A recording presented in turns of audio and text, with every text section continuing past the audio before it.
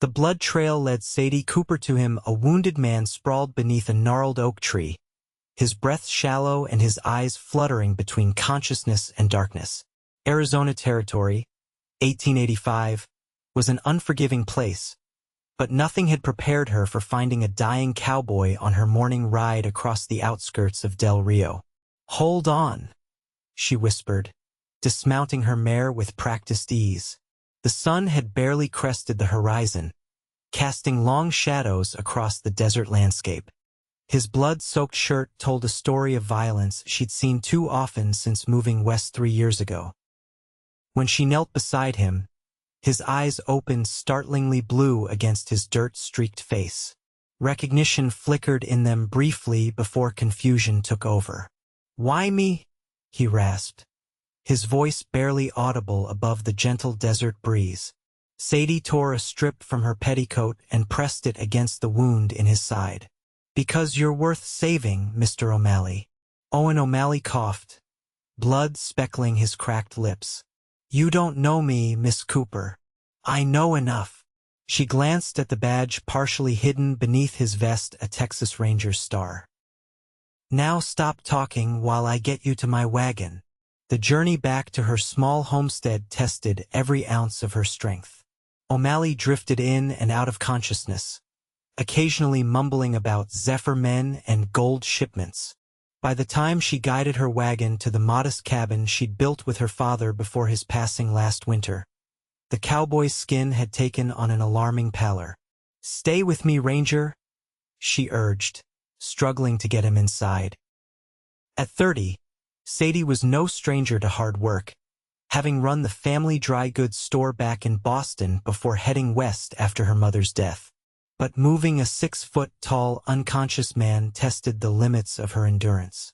Once inside, she worked methodically, cutting away his blood-soaked shirt to reveal a gunshot wound that had thankfully passed clean through his side. No bullet to dig out, but the blood loss concerned her. Using the medical knowledge she'd gained from her late father, a physician who'd abandoned his practice after her mother's death, she cleaned, stitched, and bandaged the wound with efficient movements. Night had fallen by the time she finished, the small cabin illuminated by the warm glow of oil lamps. She placed a cool cloth on O'Malley's forehead, noting the fever that had begun to set in. "You'll make it through this," she said firmly, more to herself than to him.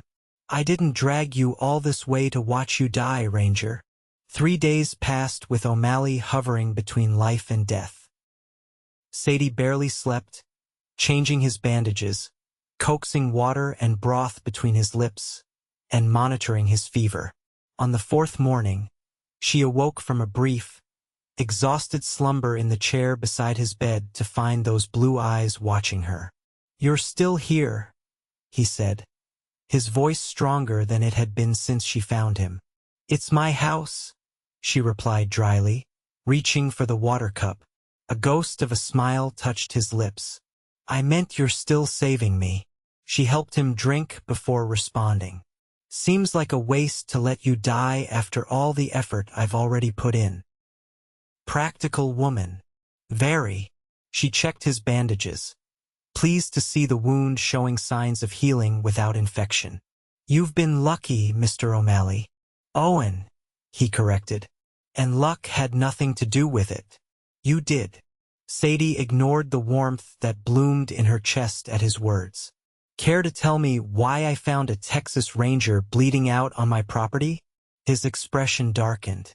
"The Zephyr Gang. Been tracking them for months. Train robbers, cattle rustlers, murderers. Finally caught up to them outside Del Rio." He attempted to sit up but winced, falling back against the pillows. "They were planning to hit the gold shipment coming through tomorrow." "Lay still before you undo my stitching," she admonished. "I take it they got the better of you?" "Ambushed me. Shot my horse from under me. I got 2 of them, but their leader Zach Reynolds put a bullet in me before I could reach cover." Frustration clouded his features. "Need to warn the sheriff. That gold shipment's carrying the payroll for half the ranches in the county. You're not warning anyone until you can stand without reopening that wound. Sadie rose and moved to the stove to prepare a simple breakfast. I'll ride into town and tell Sheriff Wilson myself. Owen's brow furrowed. Too dangerous. Reynolds has men everywhere. I'm not some delicate flower, Ranger O'Malley. I've been taking care of myself in this territory for 3 years. She cracked eggs into a pan with more force than necessary. Besides, I'll just be delivering a message, not confronting outlaws. He studied her for a long moment. What brought you to Del Rio, Miss Cooper? You don't speak like someone born to the frontier. Sadie, she corrected, mirroring his earlier response. And that's a long story better saved for when you're stronger. But Owen persisted. We've got time, unless you're planning to throw me out as soon as I can walk. Despite herself, Sadie smiled. That depends on how troublesome you prove to be. She brought him a plate of eggs and watched as he struggled to sit up, relenting and helping him adjust his position. My father was a doctor in Boston. After my mother died of influenza, he couldn't bear to practice medicine anymore. We came west for a fresh start. And your father? Pneumonia took him last winter. She swallowed hard. This place was supposed to be our new beginning. Now it's just mine. Owen's hand caught hers, surprising her with its warmth. I'm sorry. The simple sincerity in his voice threatened to unravel the careful composure she'd maintained since her father's death. Sadie gently withdrew her hand. Eat your breakfast, Ranger. You need your strength. After ensuring Owen was comfortable, Sadie saddled her mare and rode the 5 miles into Del Rio. The small settlement had grown considerably since the arrival of the railroad the previous year, but it still consisted of little more than a main street lined with wooden buildings, a church, and scattered homesteads on the outskirts. She tied her horse outside the sheriff's office, straightening her skirts before entering. Sheriff Wilson looked up from his desk, surprise registering on his weathered face. Miss Cooper, don't often see you in town midweek. I have information about the gold shipment coming through tomorrow, she said without preamble. Wilson's bushy eyebrows rose. What would you know about that?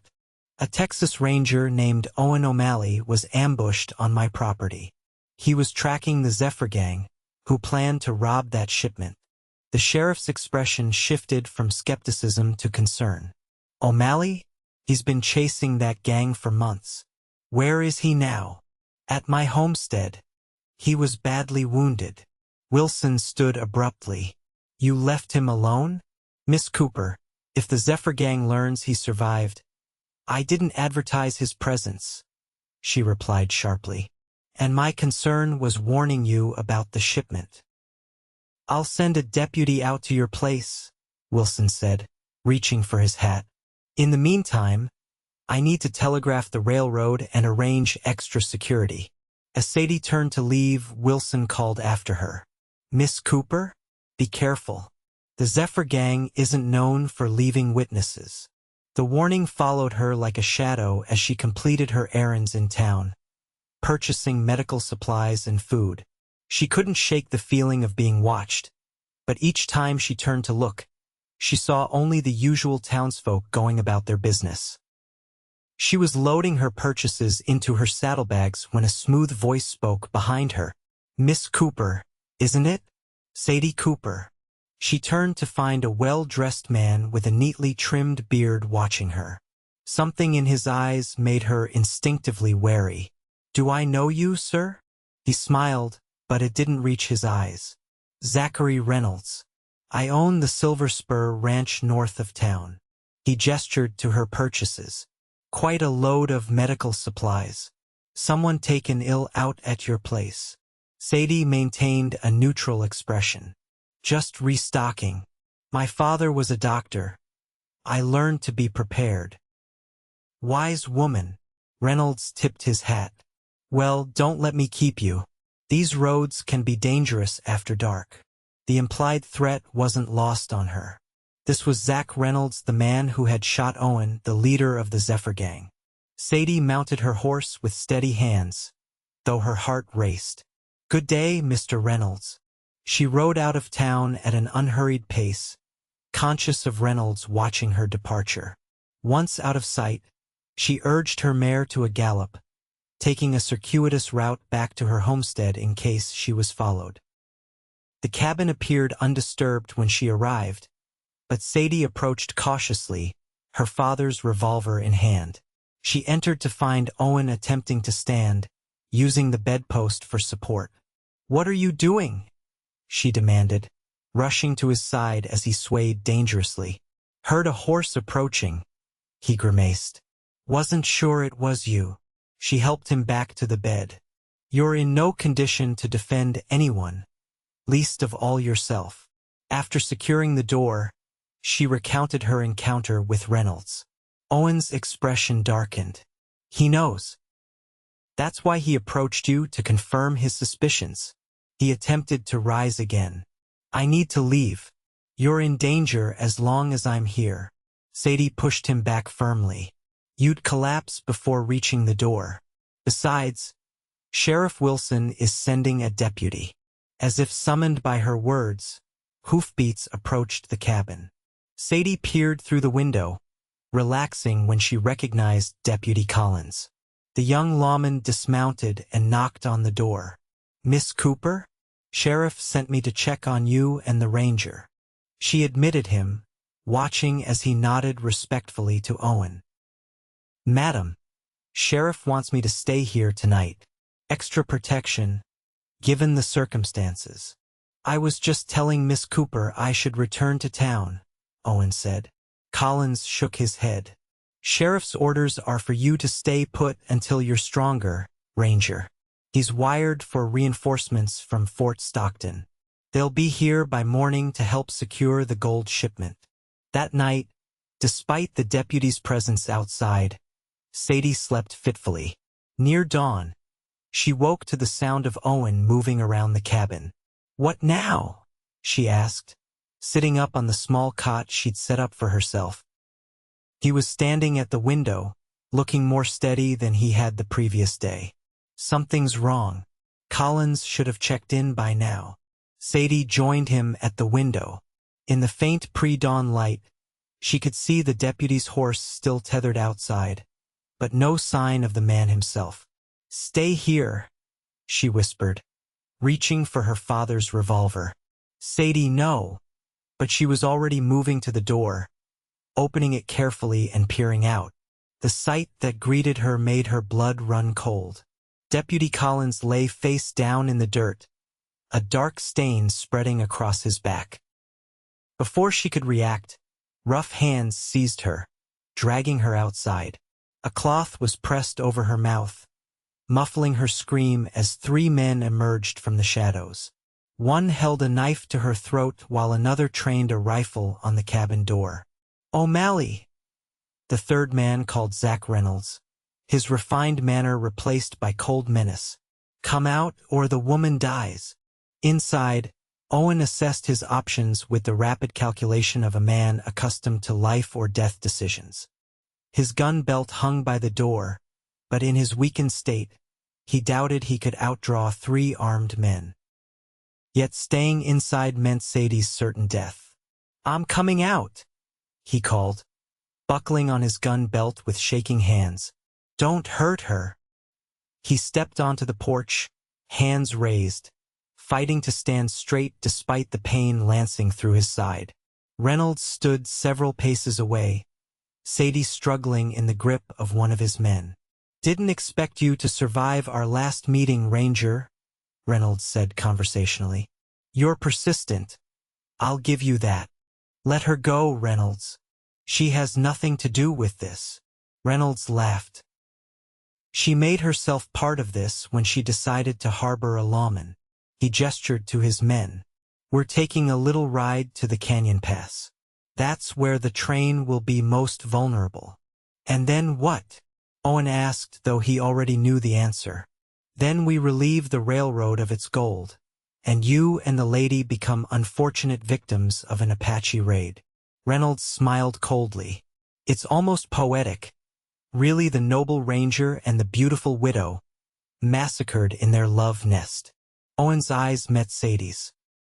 Despite her fear, she gave him a nearly imperceptible nod, a signal that she was ready for whatever he attempted. "You won't get away with this," Owen said, taking a careful step forward. "The sheriff knows about your plan. The sheriff will be too busy mourning his deputy to stop us." Reynolds gestured to his men. "Tie them up. We ride in 10 minutes. As the outlaw holding Sadie relaxed his grip slightly, she made her move. Stomping hard on his instep, she simultaneously drove her elbow into his ribs. The momentary distraction was all Owen needed. Despite his injury, his draw was lightning fast, and his first shot caught the man with the rifle squarely in the chest. Reynolds fired back, the bullet splintering the doorframe inches from Owen's head. Sadie broke free and dove for cover as the remaining outlaw grabbed for her. Owen's second shot caught the man in the shoulder, spinning him around. Seizing the opportunity, Sadie snatched up the fallen deputy's revolver and fired at Reynolds, her shot going wide but forcing him to duck behind a water barrel. "Get to the horses!" Owen shouted, providing covering fire as Sadie ran for the stable. Reynolds and his wounded man returned fire, pinning Owen down on the porch. He could hear Sadie fumbling with the stable door, knew he had to buy her more time. Gritting his teeth against the pain, Owen rolled to the edge of the porch and fired repeatedly, forcing the outlaws to keep their heads down. His wound had reopened. He could feel warm blood soaking through his bandages, but adrenaline kept him moving. Sadie emerged from the stable leading 2 horses. Owen made a desperate dash across the yard, bullets kicking up dust at his heels. He swung into the saddle with a groan of pain, and they galloped away from the cabin as Reynolds and his remaining man mounted their own horses in pursuit. "The canyon!" Owen shouted over the thundering hooves. "We can lose them there." Sadie nodded, leaning low over her mare's neck as they rode hard toward the rugged terrain east of her property. The sun was rising now, casting long shadows across the landscape and illuminating the red rock formations ahead. Behind them, Reynolds and his man were gaining ground. A bullet whizzed past Sadie's ear, making her duck instinctively. Owen turned in his saddle, returning fire and forcing their pursuers to fall back momentarily. They entered the maze of narrow passages that formed the canyon, weaving through corridors of stone that had been carved by ancient waters. Owen's face was gray with pain, but his eyes remained alert, scanning for opportunities. "There!" He pointed to a narrow cleft in the rock wall. "That passage loops around. We can circle back and surprise them." They guided their horses into the tight passage, the animals' sides scraping against the rock walls. The sound of pursuing hoofbeats echoed through the canyon, momentarily disorienting in the acoustic chamber of stone. As they emerged from the passage, Owen signaled Sadie to halt. Dismounting stiffly, he positioned himself behind a boulder, gun drawn. Sadie joined him, her father's revolver clutched in steady hands. "When they come around that bend," he whispered, "we'll have the advantage." Minutes passed, stretched thin by tension. Then came the sound of approaching horses, moving cautiously now. Reynolds appeared first, rifle ready, his eyes scanning the terrain. His companion followed, nursing his wounded shoulder. Owen waited until they were directly in the sights of their impromptu ambush before calling out, "Drop your weapons, Reynolds!" The outlaw leader reacted instantly, firing toward Owen's voice. The bullet struck stone inches above his head, sending fragments flying. Owen returned fire as Sadie targeted the wounded man, her shot catching him in the leg and unseating him from his horse. Reynolds wheeled his mount around, attempting to retreat the way he'd come, but found himself trapped as the spooked horses of his companions blocked the narrow passage. Owen's next shot struck the outlaw's rifle, sending it spinning from his hands. "It's over, Reynolds," Owen called. For a moment it seemed the outlaw would surrender. Then, with lightning speed, he drew a hidden derringer from his vest and aimed at Owen. Sadie fired first. Her bullet struck Reynolds in the chest, the impact throwing him backward from his horse. He hit the ground with a heavy thud, the derringer falling from limp fingers. Silence descended on the canyon, broken only by the nervous snorting of the horses and Owen's labored breathing. Sadie moved to Reynolds, kicking the derringer away before checking for signs of life. Finding none, she turned to the wounded companion, who raised his hands in surrender. "You're bleeding," she said to Owen, noticing the dark stains spreading across his shirt. He glanced down as if surprised. "Seems I am." Using strips torn from her petticoat, Sadie fashioned a temporary bandage while Owen kept his gun trained on their prisoner. "We need to get back to town," she said, helping Owen to his feet. "You need proper medical attention, and we have to warn the sheriff about the train." They secured the surviving outlaw to his horse and began the slow journey back to Del Rio, the body of Zach Reynolds draped over his mount. Owen rode beside Sadie, his face drawn with pain but his eyes clear and determined. "You saved my life," he said quietly. "Again." She glanced at him, a smile touching her lips despite their circumstances. "You're making a habit of needing saving, Ranger O'Malley." "Seems I am." His hand briefly covered hers on the reins. "Thank you." The sun was high when they reached Del Rio, causing a commotion as they rode down the main street with their prisoner and Reynolds' body. Sheriff Wilson met them outside his office, his expression shifting from relief to grim satisfaction as he recognized their cargo. "Reynolds," he said, spitting into the dust. "Should have known he was behind this." He signaled to his remaining deputies to take charge of the prisoner. "Deputy Collins?" "Dead," Owen replied grimly. "At Miss Cooper's homestead." Wilson nodded, his jaw tight. "The cavalry patrol arrived from Fort Stockton an hour ago. They're escorting the gold shipment through as we speak." He eyed Owen's blood-soaked bandage. "Let's get you to Doc Simmons." 3 weeks passed before Owen was strong enough to consider traveling again. He'd taken a room at the Del Rio Hotel after the first week, insisting he couldn't impose on Sadie any longer, though he visited her daily at the small dry goods store she ran in town. News had spread quickly about their confrontation with the Zephyr Gang. With Reynolds dead and his 2 surviving men in custody awaiting trial, the territory breathed easier. The railroad company had even offered a reward, which Owen insisted should go entirely to Sadie. On a warm June evening, he found her on the porch of her newly repaired cabin, watching the sunset paint the desert in shades of gold and crimson. "Doc Simmons says I'm fit to ride," he said, settling into the chair beside her. "Is that so?" She kept her eyes on the horizon. "And where will you ride to, Ranger O'Malley?" "Austin, initially. Need to report to my superiors." He studied her profile, memorizing the curve of her cheek, the strength in her jaw. "But after that, I thought I might return to Del Rio." Now she turned to him, her expression carefully neutral. "Any particular reason?" "Several." He reached for her hand, relieved when she didn't pull away. "The most important being that I seem to have lost my heart to a woman who's saved my life more times than my pride cares to admit." A smile tugged at her lips. "Is that a fact?" "God's honest truth." He shifted in his chair to face her fully. "I know we haven't known each other long, Sadie Cooper, but I've seen your courage, your determination, your compassion. I've never met anyone like you, and I don't want to spend another day of my life without you in it." "Owen," she began, but he pressed on. "I'm not asking for an answer right now.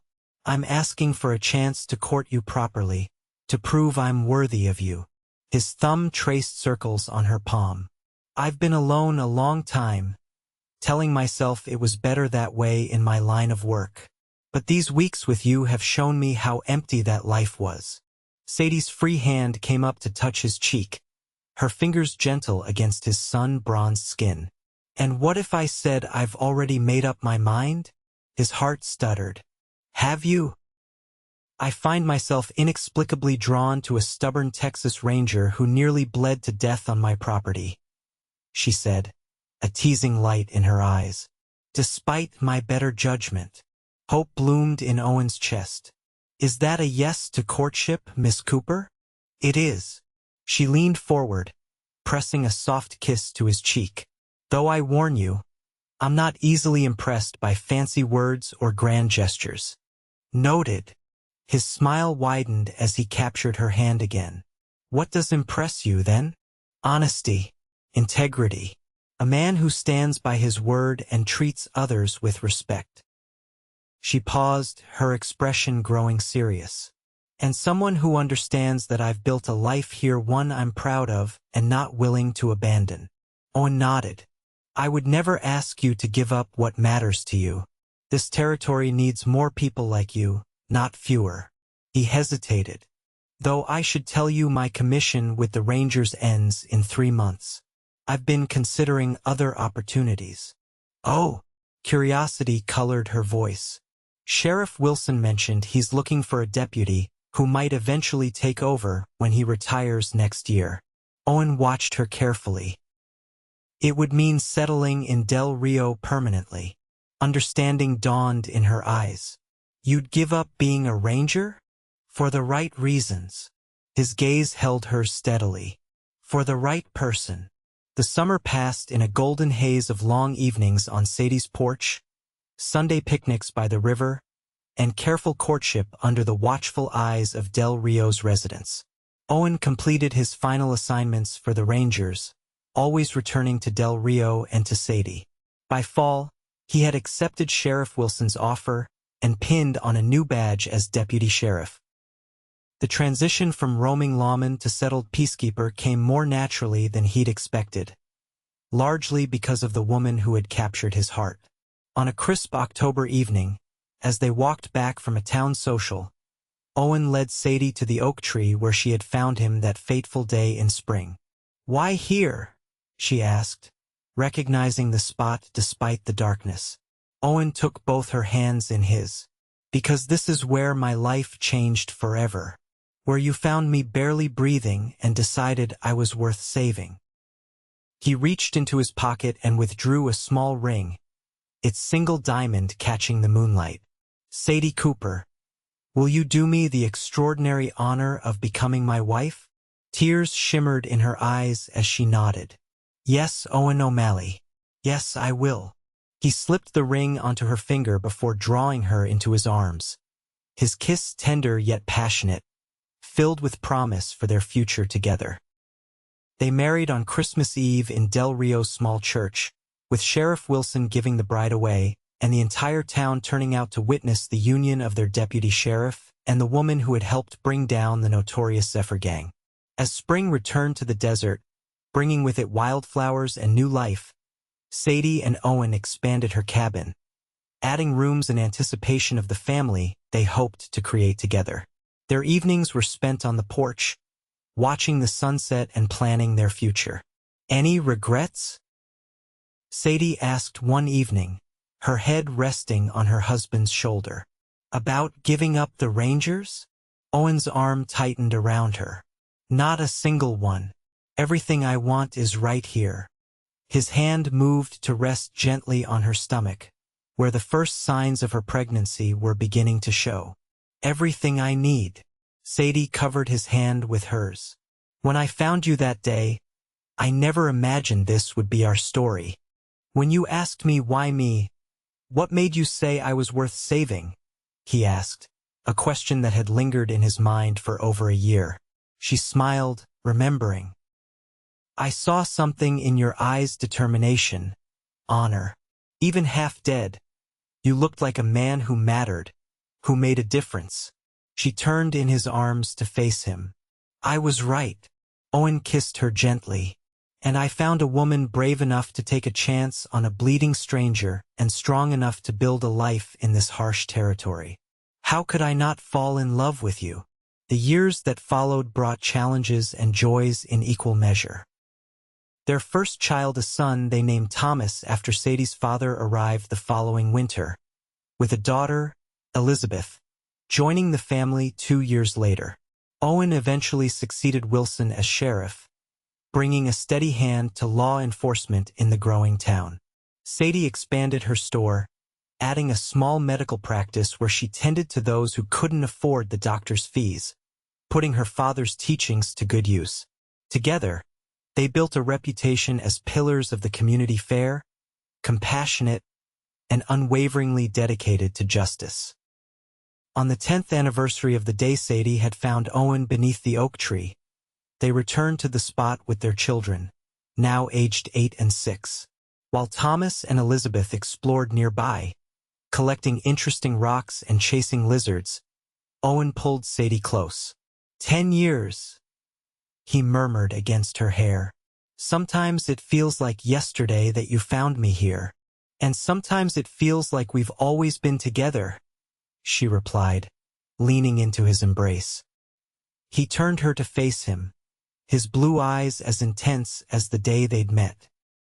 I've never told you this, but in those moments when I was slipping away, before you found me, I had a strange sense of peace, as if something was telling me to hold on, that something important was coming. His hand caressed her cheek. That something was you, Sadie. She smiled, blinking back tears. I was simply following a blood trail, looking for an injured animal. Instead, I found the love of my life. Lucky for me, Owen said, kissing her softly. Lucky for us both, she corrected. As the sun began to set over the desert, casting long shadows across the landscape that had become their home, Owen and Sadie called their children back for the ride home. Thomas, with his father's blue eyes and his mother's determination, raced ahead while Elizabeth, thoughtful and observant, collected one final treasure before joining them. They mounted their horses, a family activity they all enjoyed, and began the journey back to the home they had built together, both literally and figuratively.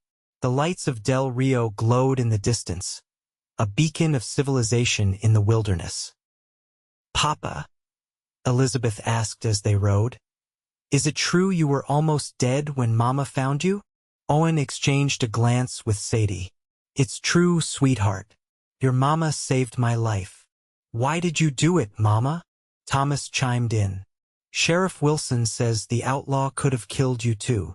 Sadie considered her answer carefully. Because sometimes in life you have to take risks for what matters. I didn't know your father then, but I knew he needed help, and that was enough. Your mother has the bravest heart of anyone I've ever known, Owen added, and the most generous spirit. The children absorbed this, Thomas with a thoughtful nod and Elizabeth with wide, wondering eyes. I want to be brave like Mama, she declared.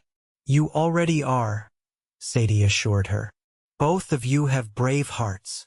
As they approached their expanded homestead, now a proper ranch with outbuildings and corrals, Sadie felt the familiar swell of gratitude that had become part of her daily life. From tragedy and loss had come unexpected joy, a family built on love, respect, and shared purpose. Owen reached across the space between their horses to take her hand, a gesture that had become second nature over their years together. No words were needed. The touch itself conveyed everything. Later that night, with the children asleep and the house quiet around them, Sadie and Owen sat on their porch as they had countless times before. The ritual had weathered seasons and years, remaining a constant in their ever-evolving lives.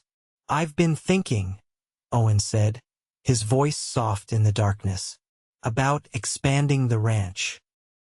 The Dawson property to the west is for sale, good grazing land, and it would secure our water rights permanently. Sadie considered this. It would mean more work, more hands to hire. Thomas is getting old enough to help more, he pointed out, and it would give us something to pass down to both children someday. She nodded, seeing the wisdom in his plan. I think it's a good idea. We've built something worth preserving here. Owen's arm tightened around her shoulders. We have at that. He was silent for a moment, then added, I received a letter from the governor's office yesterday. Oh. Sadie turned to look at him in the dim light from the window. They're forming a commission to address the land disputes between ranchers and farmers in the territory. Asked if I'd be interested in serving. Pride mingled with uncertainty in his voice. It would mean some travel to Austin, but not more than a week at a time. Sadie considered this. You should accept. You have a reputation for fairness that would serve the commission well. You wouldn't mind? With the store and your patience. She shook her head. We've built a life where we support each other's endeavors. Owen. That hasn't changed. Her hand found his in the darkness. Besides, Del Rio could benefit from having a voice in territorial matters. He kissed her temple, grateful once again for her understanding and support. I'll write back tomorrow, then. They sat in comfortable silence, watching the stars whirl overhead in the clear desert sky. The journey that had brought them together, a wounded lawman and a determined woman on the frontier, seemed both distant and immediate, the foundation upon which they had built their shared life. Do you ever wonder, Sadie asked softly, what would have happened if I hadn't gone riding that morning? If I hadn't found you? Owen considered this. I'd like to think our paths would have crossed eventually, that some things are meant to be. He turned to face her. But I'm grateful every day that you did find me, that you saw something worth saving. I saw a man worth knowing, she corrected gently. The saving was just the beginning. He smiled, the lines around his eyes crinkling with the genuine happiness that had become his customary expression over the years with her. The best beginning I could have asked for. As the night deepened around them, Owen and Sadie remained on their porch, hands entwined, hearts beating in rhythm honed by a decade of shared joys and sorrows. From an act of compassion had grown a love that sustained them both, a partnership that had transformed not only their lives but the community around them. The desert wind whispered through the mesquite trees surrounding their home, carrying with it the scent of sage and promises kept. Tomorrow would bring new challenges and opportunities, but tonight, in this moment, they had everything they needed: each other, their children sleeping safely nearby, and the life they had built together in this corner of the vast western frontier. I love you, Sadie O'Malley, Owen murmured, his voice carrying all the tenderness of their years together. And I love you, Owen O'Malley, she replied, her heart as full as it had been on their wedding day. Today, tomorrow, always.